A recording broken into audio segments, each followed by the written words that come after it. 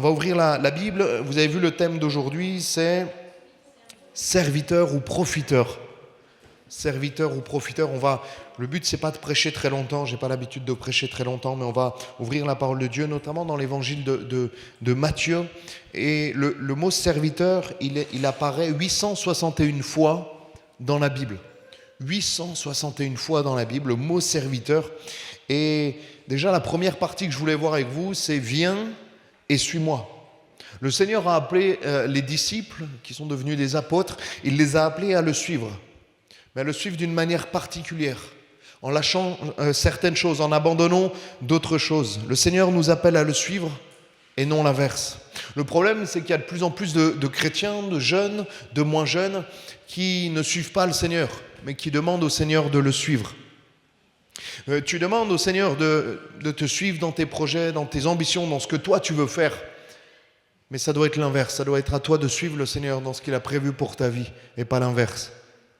Serviteur ou profiteur. Je suis désolé, j'ai trouvé que ça comme image. Je me suis dit, la petite dame, elle a l'air de profiter, et la dame en bas, elle a l'air d'être vraiment une servante. Et je crois que nous devons être des serviteurs. Même certains mots, on va le voir, on va l'étudier, c'est esclave. Moi, j'assume entièrement d'être un esclave de Jésus-Christ. Et on va le voir, c'est tellement intéressant, parce qu'on a ce côté péjoratif de l'esclave, mais quand on est esclave, serviteur, servant du Dieu très haut, c'est complètement différent. On lit dans Matthieu 9, verset 9, « De là étant allé plus loin », qui a sa Bible autre que sur son portable? Waouh, super, il y a des bons élèves, énorme. Il y en a 4 bons élèves. Les autres, vous l'avez sur le téléphone? Super. Vous l'avez lu aujourd'hui, vous avez lu le verset du jour? C'est bon? Allez, on lit ensemble Matthieu 9, verset 9. « De là étant allé plus loin, Jésus vit un homme assis au lieu de péage et qu'il s'appelait Matthieu. Il lui dit, « Suis-moi ». Cet homme se leva et le suivit. L'appel de Matthieu, il était tellement beau, tellement propre, tellement court, tellement direct. Il lui dit, « Suis-moi ». Cet homme se leva et le suivit. Et j'ai envie de te dire, quand Dieu t'appelle, quand Dieu se révèle à toi dans ta vie, il te dit, toi, viens et suis-moi. Et tout simplement, tu dois le suivre. Ça ne doit pas être plus compliqué que ça, tu dois vraiment le suivre. Et le mot se leva, cet homme se leva, c'est le mot se relever du sol, ressusciter de la mort. C'est tellement puissant. J'avais jamais fait attention à ça. Le mot se lever, là, quand il dit, viens, suis-moi. Cet homme, c'est-à-dire Matthieu, le disciple, l'apôtre Matthieu, cet homme se leva. Ça veut dire qu'il se leva, et c'est le même mot que ressusciter de la mort. C'est le même mot que Jésus qui est ressuscité, qui est sorti du tombeau. Vous vous rendez compte que Matthieu était là, il était assis, il était en train de travailler, il faisait sa petite vie tranquille, et à un moment donné, il rencontre le Seigneur Jésus-Christ, comme plusieurs l'ont rencontré ce soir, je le sais et je le crois de tout mon cœur. Et ça va changer ta vie. Mais le Seigneur te demande de le suivre, et pour ça, tu dois te lever. Et le fait de suivre Jésus, en fait, comme je le disais en introduction et dans ma prière, ça procure la vie. Amen, je peux avoir un amen. Je vous le dis, à l'Ariane, il me disait amen toutes les 30 secondes. Donc là, après, sinon, j'ai l'impression d'être vraiment nul. Et après, je stresse et tout, c'est compliqué. Cet homme se leva et le suivit.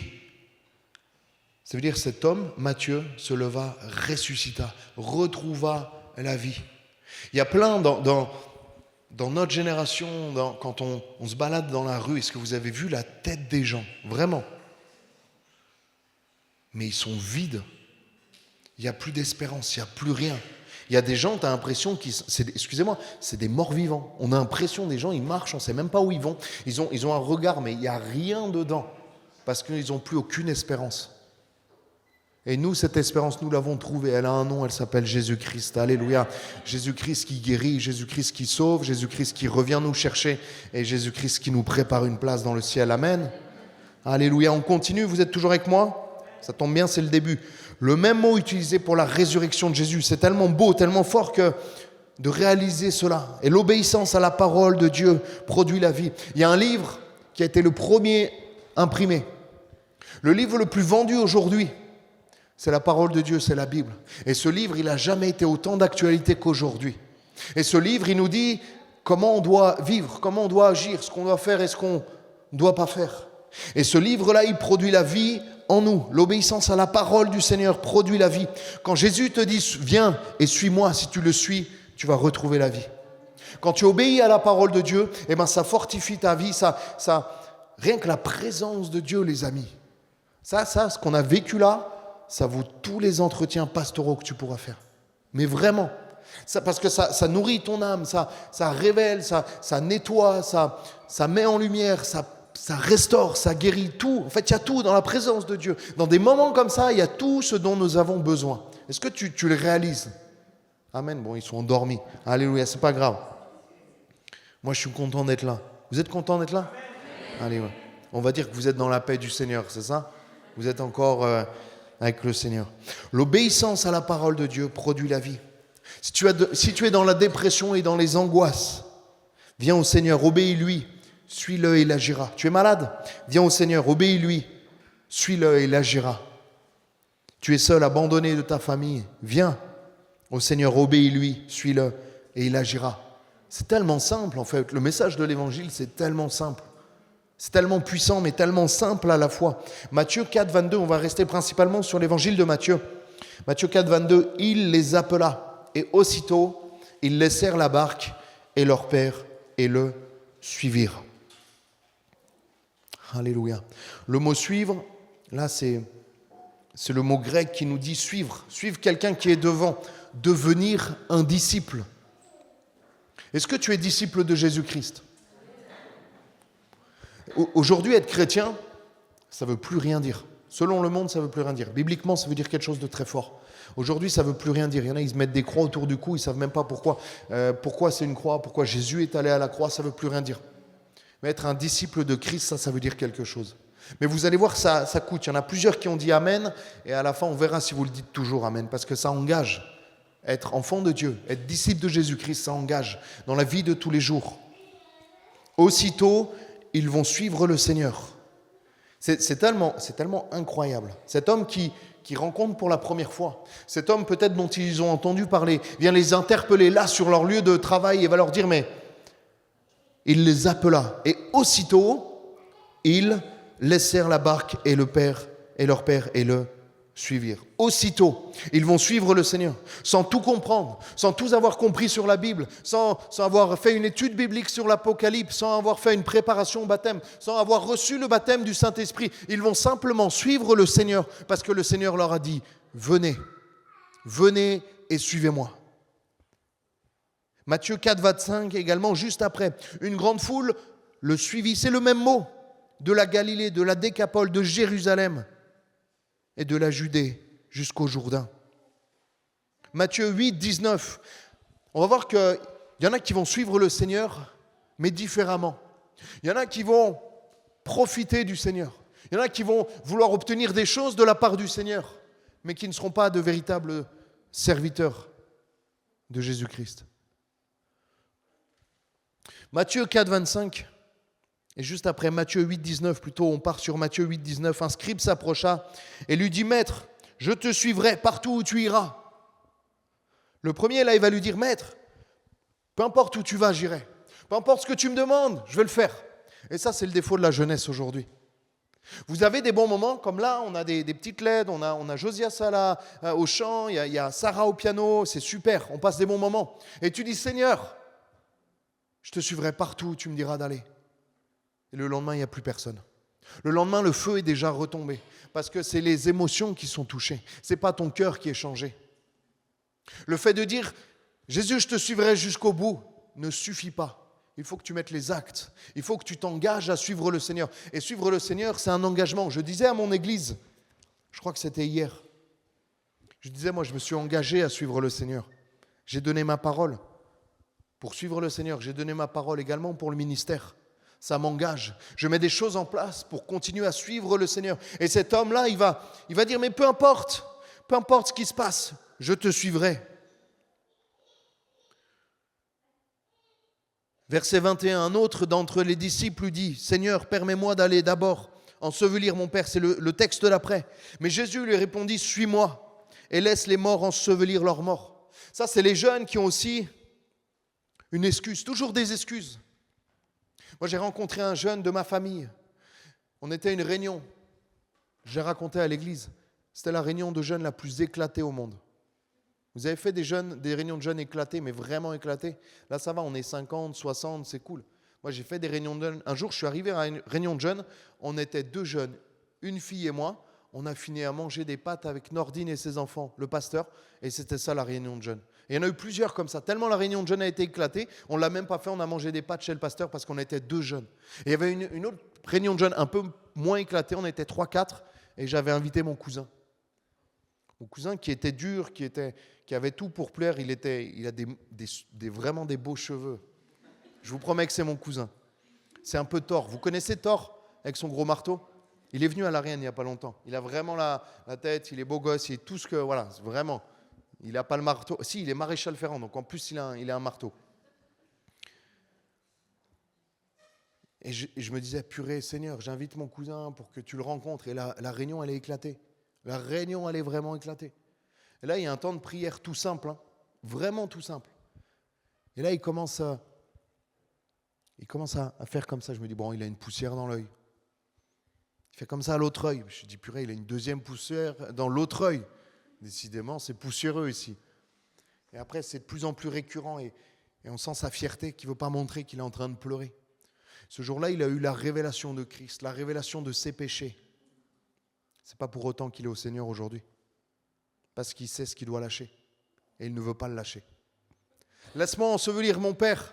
Ça veut dire quoi, bibliquement? Ça veut dire, mais laisse-moi finir ce que je dois faire. Laisse-moi passer du temps avec mes parents tant qu'ils sont encore en vie. Laisse-moi faire mes occupations. Laisse-moi aller avec mes soirées. Laisse-moi avoir ma petite copine. Laisse-moi avoir mes copains, mes fréquentations. Laisse-moi faire ce que j'ai envie de faire. Si j'ai envie de boire, si j'ai envie de prendre de la drogue, si j'ai envie de fumer, laisse-moi faire. On verra après, je suis jeune. Je viendrai à toi plus tard. Et il n'a toujours pas suivi le Seigneur. Il sait que Dieu existe. Il le prie quand ça ne va pas. Et le pire, Seigneur, pardonne-moi, c'est que Dieu agit quand il prie. Moi, si j'étais Dieu, je n'aurais pas agi. Mais lui, c'est ce qu'on appelle un profiteur de Dieu. Et j'étais longtemps un profiteur de Dieu. Je n'étais pas un serviteur. J'ai grandi dans l'église. Et je me servais de Dieu. J'étais un pied dans l'église, un pied dans le monde. Et je me servais de Dieu. Je savais prier que quand j'en avais besoin. Quand un examen arrivait. Quand j'avais un problème sentimental et que j'étais effondré. Là, je criais de tout mon cœur à Dieu.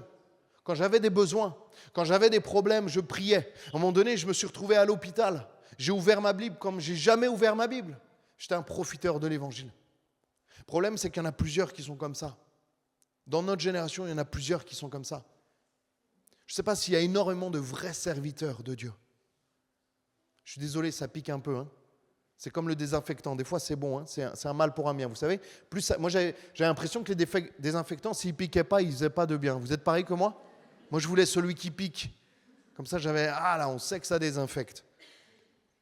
Comme je dis à l'église, mais moi, je vous aime quand même. Même si ça pique un peu, je vous aime quand même. Mais je veux aller vous chercher. Je ne veux pas qu'on soit une génération en surface, qui soit touchée par les... C'est pas dur, excusez-moi, c'est pas dur d'être bien dans la présence de Dieu. C'est pas dur de ressentir la présence de Dieu. C'est pas parce que tu ressens la présence de Dieu que tu es serviteur de Dieu. C'est pas parce que tu es touché que tu le sens, le Saint-Esprit. Excusez-moi, c'est pas dur de sentir le Saint-Esprit, par exemple, ce soir, c'est pas dur. Hein. Mais le Seigneur veut beaucoup plus. Ce que tu ressens là, il veut que tu le ressentes au quotidien, quand tu sors de l'église, quand tu es à l'école, quand tu es au travail, qu'il parte avec toi. Parce que le problème, c'est que plusieurs vivent juste des moments-là quand ils sont à l'église, n'ont aucune vie spirituelle quand ils sont en dehors, ne lisent pas la parole de Dieu, n'obéissent pas au commandement de Dieu, ne prient pas, à part quand ça ne va pas. Et vous étiez comme moi, des profiteurs de l'Évangile et des profiteurs de Dieu.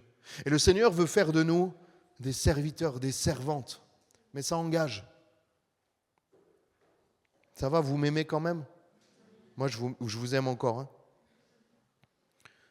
Et il va dire avec ce scribe et ce premier qui lui a dit « Je te suivrai partout », il va finir en disant, verset 23, « Il monta dans la barque et ses disciples le suivirent. » Alors je ne sais pas s'ils sont montés dans la barque avec lui, mais je n'ai pas l'impression. J'ai l'impression que le Seigneur, il nous dit là, qu'il est monté dans la barque et qu'il n'y a que ses véritables disciples qui l'ont suivi. Que ces véritables disciples qui étaient véritablement avec lui. Pas juste ceux qui disaient, mais Seigneur, je te suivrai jusqu'au bout du monde. Seigneur, je te donne ma vie. La Bible nous dit, ce n'est pas ceux qui disent Seigneur, Seigneur, qui hériteront du royaume de Dieu. Soyons de véritables disciples, de véritables servants, de véritables esclaves du Seigneur. Et on va voir ce que ça engendre. Le mot serviteur, il y en a principalement 2 dans la Bible. Est-ce que vous savez, est-ce que vous connaissez les mots en grec qui parlent du fait d'être serviteur?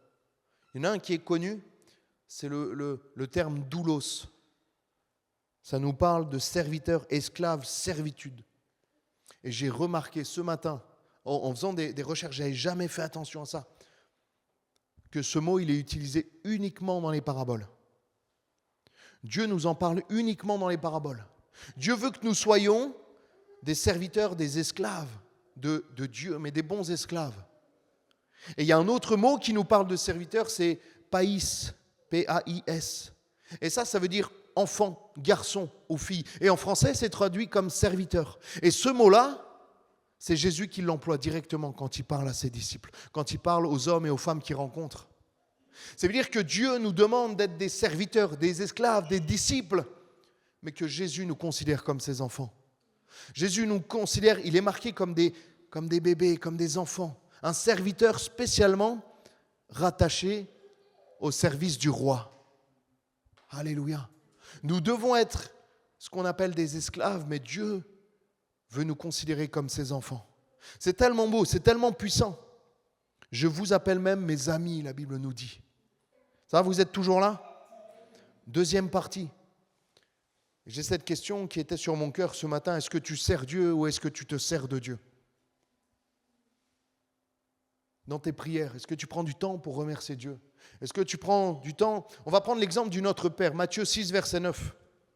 Voici donc comment vous devez prier. Notre Père qui es aux cieux, que ton nom soit sanctifié, on le connaît, que ton règne vienne, que ta volonté soit faite sur la terre comme au ciel. Donne-nous aujourd'hui notre pain quotidien, pardonne-nous nos offenses comme nous pardonnons aussi à ceux qui nous ont offensés. Ne nous induis pas en erreur, en tentation, mais délivre-nous du malin, car c'est à toi qu'appartiennent dans tous les siècles le règne, la puissance et la gloire. Amen. On le connaît, on peut le réciter par cœur, on le connaît. Ça, c'est l'exemple de prière. Et moi, quand j'étais un profiteur de l'Évangile, je me rends compte que je faisais que demander des choses au Seigneur. J'étais tellement fort. J'étais apôtre du fait de demander des choses pour le Seigneur. Je savais vraiment demander plein de choses au Seigneur, mais je ne lui donnais rien en échange. Je disais, Seigneur, bénis-moi. Seigneur, viens me consoler. Tu vois, j'ai cet examen lundi prochain. Tu vois que j'ai absolument pas révisé, mais viens me bénir. J'ai besoin que tu bénisses. Tu sais, je t'aime, Jésus. Je vais à l'église les dimanches. Mais je n'étais pas un serviteur, je me servais de Dieu. Et je crois qu'il y en a peut-être qui se reconnaissent là-dedans. Mon but, ce n'est pas que vous vous sentiez mal, ce n'est pas de vous accuser. C'est que vous faire gagner du temps, parce que moi, j'ai perdu du temps à être comme ça. Et je demandais au Seigneur tellement de choses, mais je ne faisais rien pour lui. Je faisais strictement rien pour lui. J'obéissais pas à ses commandements, mon cœur n'était pas changé, mes pensées n'étaient pas changées. J'étais tourné vers le mal, tourné vers le péché. Et je continuais à lui demander plein de choses. On voit l'exemple du Notre Père. On voit que toutes les demandes, elles sont spirituelles, à part une, notre pain quotidien. Ça, c'est pour les besoins du corps, le fait de manger, on a besoin naturellement. Mais toutes les autres demandes sont des demandes pour glorifier Dieu. Ça commence par glorifier Dieu, ça commence par élever Dieu. Et j'ai envie de te dire, toutes tes prières doivent commencer par un remerciement, par de l'adoration. La première des prières, si on devait faire une prière ce soir, c'est de l'adoration et de la louange. Amen. Les demandes après, les requêtes, l'intercession viennent et doivent venir. Et Dieu nous encourage à prier les uns pour les autres et à remettre nos besoins. Mais la première prière que nous devons faire, c'est l'action de grâce, c'est l'adoration. La Bible nous a dit que nous sommes créés pour l'adorer. Nous sommes créés pour cela. Commence par prier en remerciant Dieu pour ce qu'il t'a donné. Commence à prier en remerciant Dieu pour peut-être ce qu'il ne t'a pas donné, ce que tu lui as tellement demandé et qu'il ne t'a pas donné pour te protéger. Remercie Dieu.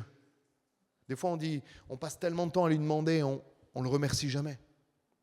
On ne l'adore jamais. On est des enfants ingrats. On est vraiment des... Vous savez que les enfants, des fois, c'est ingrat. Hein? Mais Dieu veut qu'on soit reconnaissant. Dieu veut qu'on soit reconnaissant. Dieu nous aime toujours autant, comme des parents avec des enfants ingrats, ils les aiment toujours autant. Mais Dieu attend qu'on le loue et qu'on l'adore. Sers-tu Dieu ou te sers-tu de Dieu? Certaines fois, j'ai fait cette prière, peut-être pas en disant ces mots-là, mais mon cœur était dans cette optique. Que mon nom soit élevé, ma propre personne, que mon règne vienne, que ma volonté soit faite sur la terre. Des fois, on prie comme ça. Peut-être pas, on ne sort pas ces mots, hein, mais notre prière, elle veut dire ça. Et on prie pour que Dieu rentre dans nos plans. Qu'on impose même des commandements des fois à Dieu. On demande des choses à Dieu. Et on inverse les rôles. On n'inverse pas les rôles. C'est un peu la suite du message que j'avais donné la dernière fois, pas la dernière fois, mais celle d'avant. Que Dieu nous demande. Comme vous vous souvenez de Shadrach, Meshach et Abel-Négo, dans la fournaise ardente avec le 4e homme. Peu importe ce qui se passe. Devant le roi babylonien, ils vont le dire, mais même si tu n'interviens pas, même si notre Dieu peut nous sauver. C'est-à-dire que même s'il n'intervient pas, on ne va pas le renier, parce que c'est tout pour nous, alléluia. Et le fait que tu sois peut-être, ou qu'il y en ait qui soient des profiteurs de l'évangile, c'est que ça ne tient pas dans l'épreuve, ça. Ça ne tient pas dans l'épreuve. Il n'y a que les serviteurs qui tiennent. Il n'y a que les adorateurs. Et moi, je vous dis, je m'inquiète des fois de ma génération, qui n'arrive plus à louer, à adorer, qui n'a pas cette profondeur dans la lecture de la parole de Dieu, qui n'a pas cette profondeur dans la lecture de sa parole et dans la prière. Si je faisais un sondage, aujourd'hui, qui a lu sa Bible personnellement? Ne levez pas votre main, mais peut-être qu'on aurait peur. Qui a passé peut-être un quart d'heure dans la prière cette semaine? On aurait des surprises. Je ne veux pas vous mettre mal à l'aise. Mais on doit être des serviteurs, et des serviteurs, ça engage. Des serviteurs, ils sont au service dans l'église. Et les serviteurs, ils sont présents pour le maître. Si tu as besoin de moi, Seigneur, utilise-moi. Et moi, je me remets en question. Est-ce que je suis véritablement un disciple, un serviteur de Dieu? J'ai l'étiquette. En plus, j'ai l'étiquette pasteur, serviteur. Waouh! Mais est-ce que j'en suis un véritablement? Est-ce que quand Dieu me demande quelque chose, je le fais de tout mon cœur? Des fois, il doit batailler avec moi. Seigneur, des fois, me parle, il me dit, va parler à cette personne. Et moi, je n'ai pas envie. Et des fois, le Seigneur, il bataille. Et des fois, je me dis, mais Samuel, tu n'es pas un vrai serviteur de Dieu.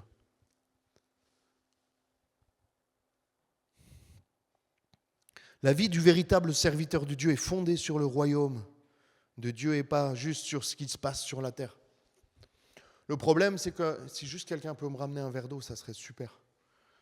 Le problème, c'est qu'on a ce combat, la Bible nous dit que l'esprit est bien disposé, mais que la chair est faible. On a ce combat entre la chair et l'esprit. On veut faire tellement de choses. On est comme ce scribe qui nous dit, qui se dit, mais moi je te suivrai jusqu'au bout de la terre. Et le lendemain, on n'est pas capable d'ouvrir la parole de Dieu. Est-ce qu'il y en a qui se reconnaissent là dans ce que je dis? Moi, je suis un peu comme ça, je lève la main pour moi. Avec Matthieu, on est deux, voilà. Les autres, on priera pour que vous ayez cet esprit de mensonge qui parte au nom de Jésus. Non, mais c'est une vérité. C'est une vérité. Mais qu'on puisse être de véritables disciples. On va le lire dans Actes. Merci beaucoup. Oh, ils sont noirs, les gobelets. Chez le dentiste, ils étaient noirs aussi, non? Quand tu crachais là comme ça, non? C'est une serviteur de l'Éternel, Sarah.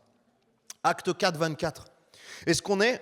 Moi, vous savez, j'aurais tellement aimé... Il y a une église que j'aurais aimé visiter. Ce n'est pas Hillsong, ce n'est pas MLK. C'est la première église de Jérusalem, l'église primitive. C'était des fous, les amis. C'était des fous de l'évangile. On le lit ensemble, Acte 4, 24. Ce passage-là, il me met les frissons, les amis. Moi, j'aurais trop aimé être dans cette église.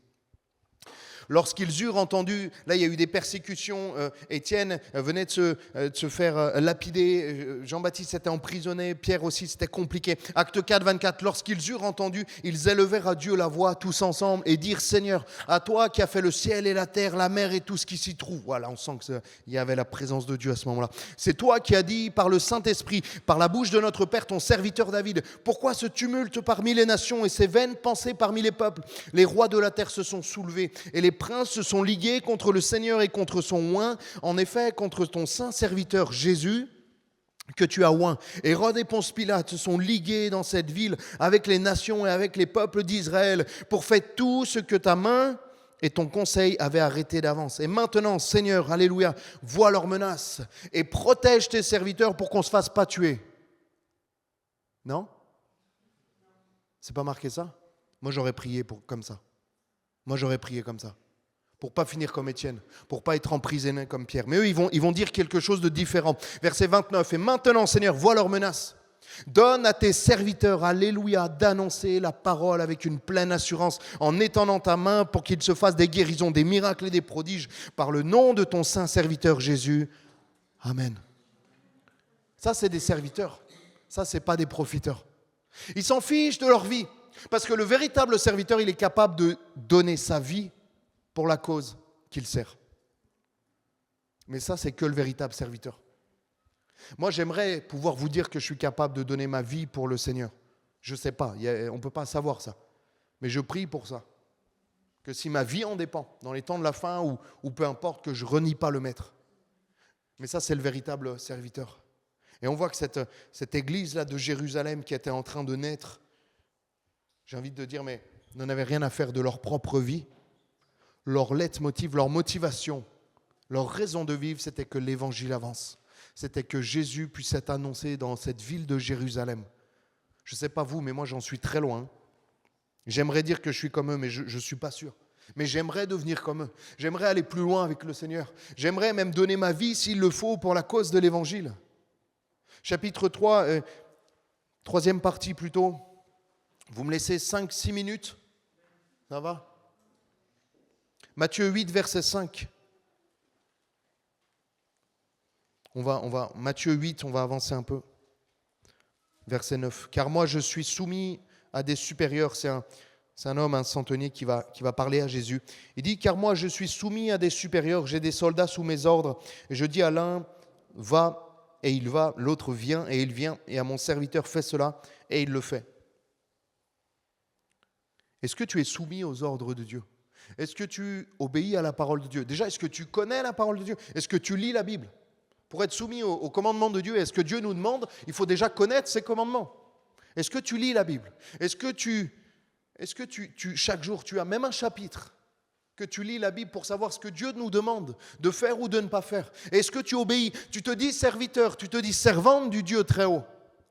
Est-ce que tu obéis à ses commandements? Un serviteur qui n'obéit pas n'est pas un serviteur.